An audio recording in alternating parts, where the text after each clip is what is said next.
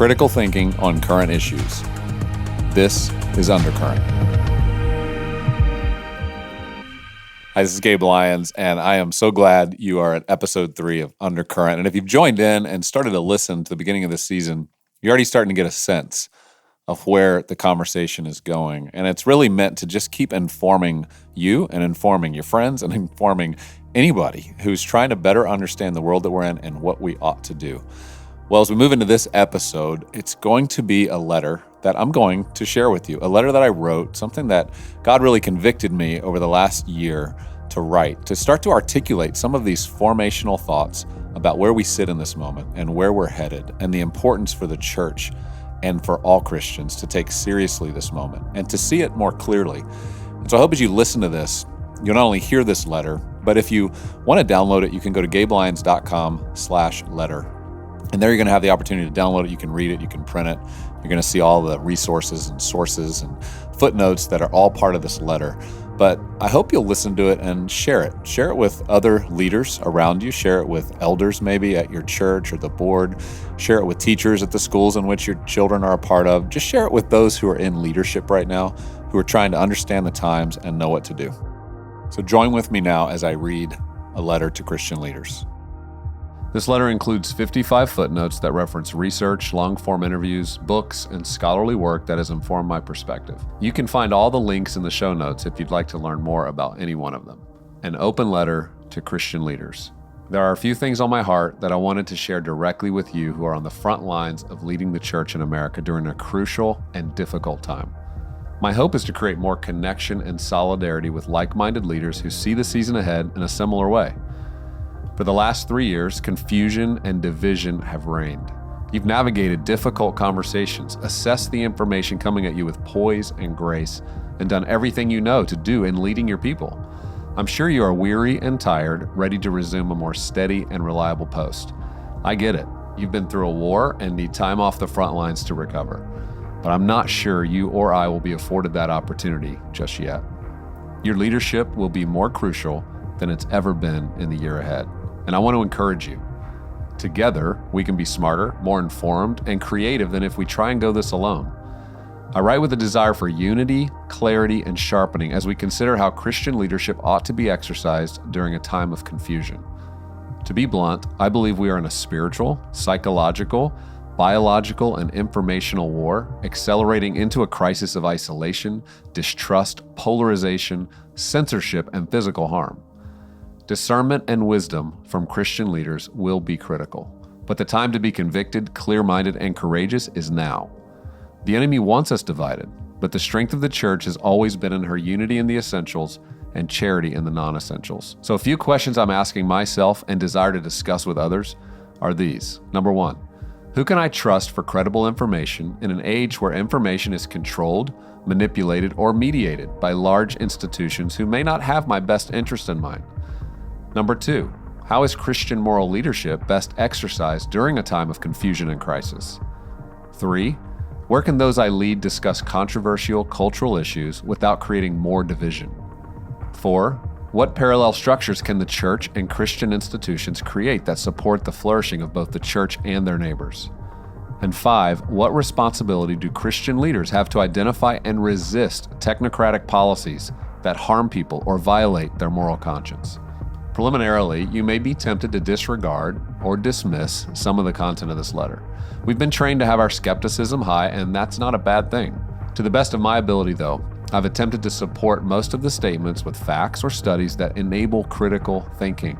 I've included hyperlinks to the information, and I hope you'll read each as you have time in the show notes, even if you disagree with the conclusions. I do write from my own study of both history and analyzing our current context, and from years of experience looking around the corner to prepare leaders for what's next. What do I see, and what do many others see? It is becoming clear that a soft form of totalitarianism is sweeping into many Western countries, including ours. It's at an alarming speed. The pandemic has widely been used as a smokescreen to advance more coordinated, global action to control populations, reset our economies, introduce technocratic policies, harm the health of the citizenry, and silence all opposition. We've not only experienced a pandemic, but a fundamental reset of how the lives of free will human beings operate in the world. This crisis, and likely many more like it to come, create an atmosphere of fear, division, isolation, and scarcity that can be utilized to implement new systems of social, medical, and economic control. Now, the church has an incredible opportunity if we have the eyes to see.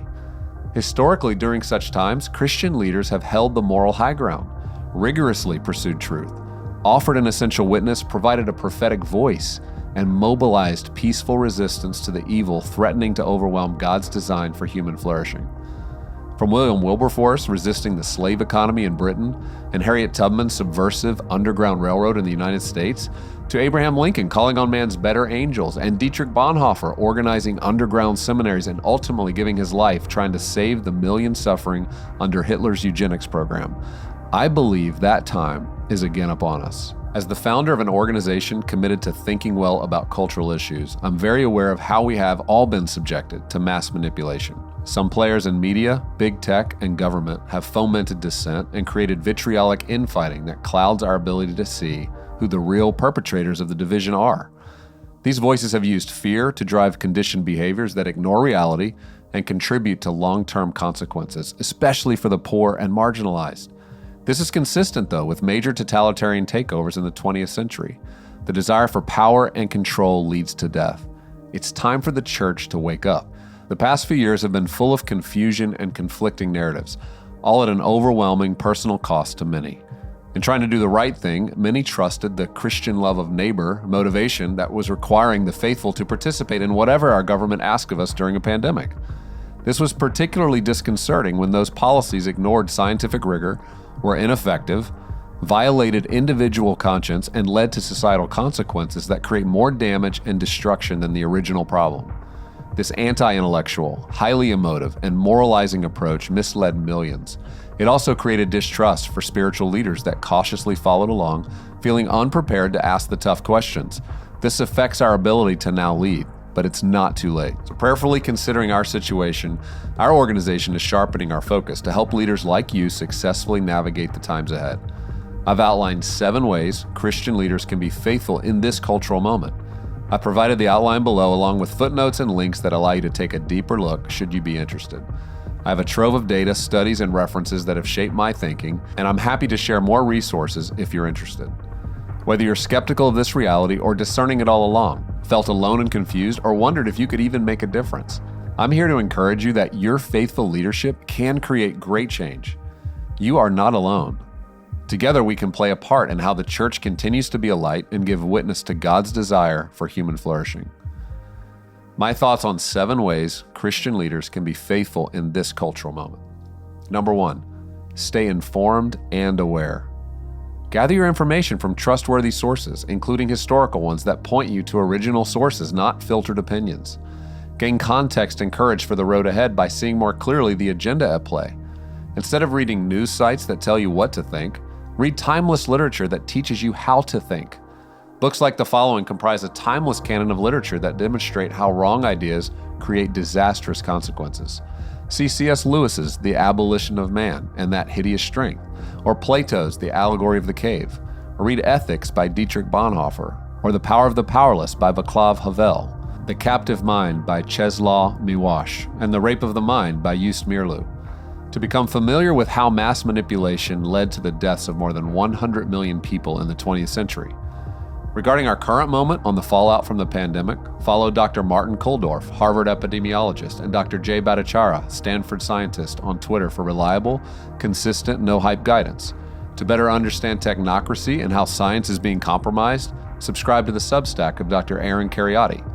To get a broad picture of how our economy is being restructured for control, listen to Catherine Austin Fitts. Number 2, commit to gather consistently. Get creative and commit to consistently gather. Revisit Romans 13 for its foundational ideas. The passage does not require submission to anything our government demands. For example, see the book of Daniel, especially when it violates individual conscience. Instead, the passage relates to our nonviolent response to government overreach and how to operate with wisdom as a political and social minority. When you gather, teach boldly about all inhumane policies that violate God's moral law and enslave your neighbors. Help your people to see. Explain what it means to suffer under political and societal oppression. And above all, create a spirit of unity underneath biblical authority, even when there's disagreement on how to navigate current issues with wisdom. Defend your brothers and your sisters' rights to disagree on approach as a family. The evil one wants the true followers of Jesus divided, but our King will come to judge the just from the unjust. He requires we love one another despite different perspectives, and it is through this love we will be known from the outside. Number 3, create space for dialogue around current issues. The church has a responsibility to engage our moment. Your people are desperate for their spiritual leaders to speak to the issues they're feeling concern about. But instead of feeling pressure to address every current issue weekly during Sunday services, create space for your people to have guided conversations that directly compete with other voices who are capturing their imagination every day of the week. I can share with you proven ways our organization has come alongside churches to provide this valuable resource in the show notes. Number 4, recognize the church is designed to exist as a parallel structure.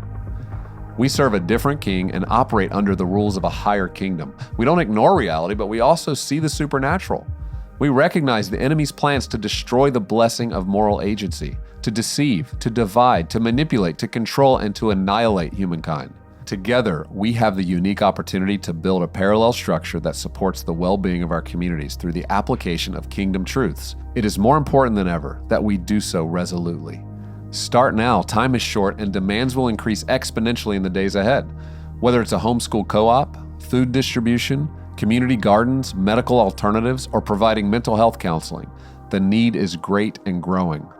The church can rise to its calling and provide for those in need in an era of destabilization. Let's be the kind of leaders that partner with God to bring the kingdom of heaven to earth and offer an alternative in the face of the enemy's plot. Number 5, build community around the study of scriptures and wisdom from thought leaders. To withstand the relentless assaults of the enemy, we must renew our minds in community with others. Be creative and permissive on how this looks for those in your care.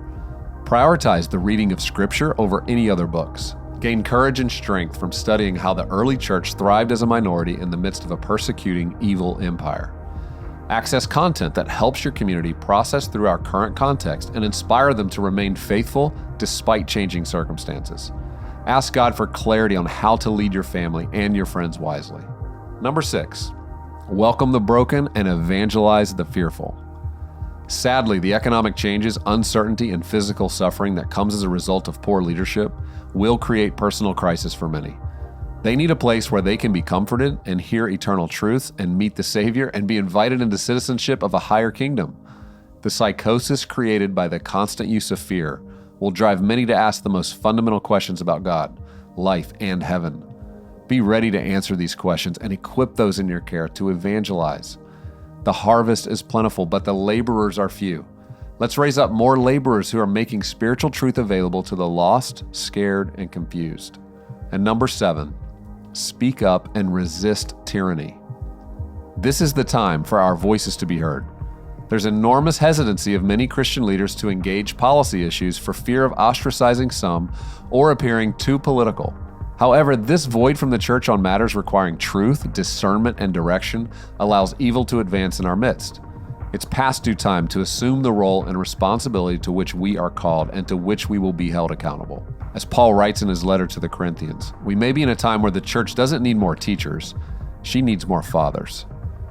We must step into that role. The world's not going back to normal, and the only hope of creating a better future for our neighbors relies on our ability to resist and create. As Christians, there are great historic examples of faithful Christians standing up for truth even at great risk to themselves. We need both to resist rhetorically and to create new forms locally. Now, I realize my thoughts may seem like extraordinary responses to just typical evolving societal change. But as you can see, I deeply believe that we are at a pivotal moment, and I know many of you do as well. We must not be lulled to sleep, but remain wise, keep our lamps filled with oil, and prepare the church for the season ahead. It's my hope that those of us who are like-minded or who at least question the narrative of the age might become more connected and coordinated in the work of faithful leadership during the year ahead. If that's you, connect with me and each other over social media, and you can find me at Gabe Lyons. If this doesn't resonate with you, I understand, but I hope you found this thought-provoking regardless of your level of agreement. As we move into the future, let's remain united and committed to helping one another see more clearly wherever we can. Sincerely, Gabe Lyons. Thank you. Thank you for taking the time to hear my thoughts. These are the convictions of my heart. You felt it. You can see it. You understand where I'm seeing this future going. But more importantly, I want you to take the time to look at some of these resources. They're well documented, over 55 footnotes, books, bibliography, people written historically, as well as are writing into this future that we're a part of. You can go to gabelyons.com/letter, and there you can download this letter, print it out, you can share it. And I've had many friends who I've sent this to privately, pastors who are sharing it with their boards, other leaders sharing it with their friends. It certainly creates a conversation, because I know for some of you, you heard a lot of new things there. You aren't quite sure whether you buy into some of that thinking or whether you think it's too much. I get it. I understand. We're all at different places in this journey and how urgently we feel about it. I feel it's urgent. And so I hope that if you're feeling that, if you have that sense, or if it's at least a conversation that you think is worth having, let this be a starter of a conversation. Let this be something you put in the middle of the table and say, how do we feel about these things? Do we believe some of these things are going to be important for our church body? Do we believe these are the kinds of ways we should be thinking about this future? And let this start a good conversation that leads to wisdom. And so thank you for being a part of this episode. Please share it. Invite other people to follow along. Next week, we'll have our episode 4, and I'm looking forward to continuing the learning and the conversation.